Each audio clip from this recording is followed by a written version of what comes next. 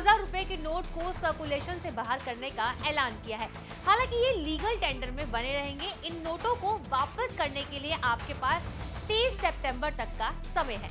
अगर आपके पास 2000 के नोट हैं तो बैंक की ब्रांच में जाकर इन्हें या तो आप अपने खाते में सबमिट करवा सकते हैं या फिर बदलवा सकते हैं।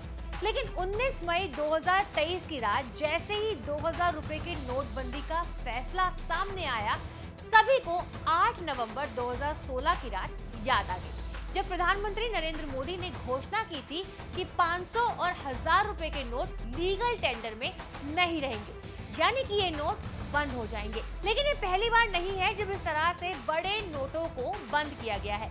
इससे पहले भी देश में 2 बार नोटबंदी का ऐलान हो चुका है। जी हाँ, आपने बिल्कुल सही सुना।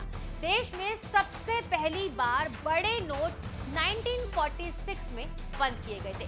12 जनवरी 1946 में आजादी से पहले अंग्रेज सरकार ने 100 से ऊपर के सभी नोटों पर बैन लगा दिया था।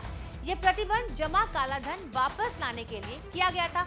12 जनवरी 1946 को भारत के वायसरॉय और गवर्नर जनरल सर आर्चिबाल्ड वेविल ने बड़े नोटों को डिमोनेटाइज करने का अध्यादेश पास किया था।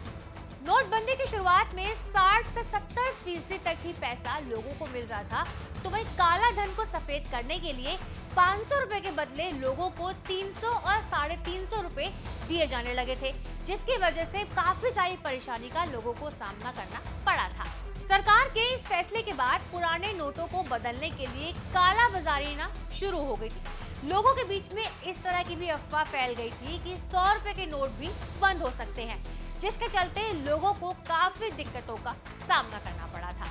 वहीं इसके बाद दूसरी बार नोटबंदी जनवरी 1978 में हुई थी।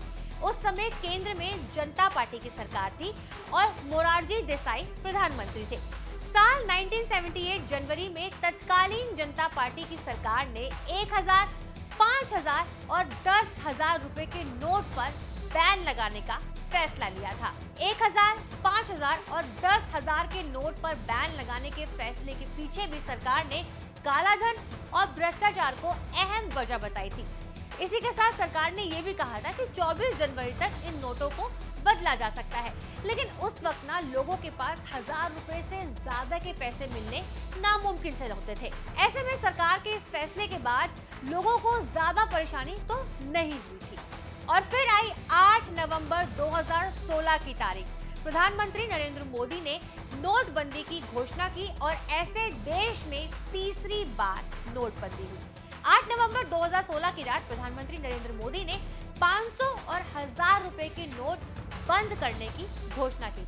इसके बदले में 500 रुपए के नए नोट जारी किए गए थे, जबकि 1000 रुपए का नोट बंद किया गया था और इसकी जगह पर 2000 रुपए का नोट मार्केट में लाया गया था।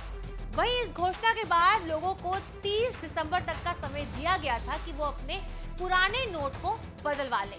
वहीं मोदी सरकार द्वारा लिए गए इस फैसले के कारण बैंक्स और एटीएम के बाहर लोगों की लंबी लाइन लग गई थी, जिसकी वजह से लोगों को काफी ज्यादा मुश्किलों का सामना करना पड़ा था।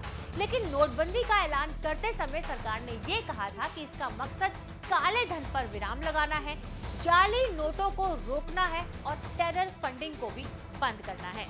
बहरहाल अब 19 मई 2023 की रात आरबीआई ने ऐलान किया कि 2000 रुपए के नोट बंद हो रहे हैं, लेकिन 30 सितंबर तक ये नोट सर्कुलेशन में बने रहेंगे। अगर आपके पास भी 2000 रुपए के नोट हैं तो आप उन्हें बैंक में जाके या तो एक्सचेंज करवा सकते हैं या फिर अपने खाते में सबमिट करवा सकते हैं। बाकी इस फैसले पर आपकी क्या राय है, हमें कमेंट बॉक्स में जरूर बताइएगा। शुक्रिया।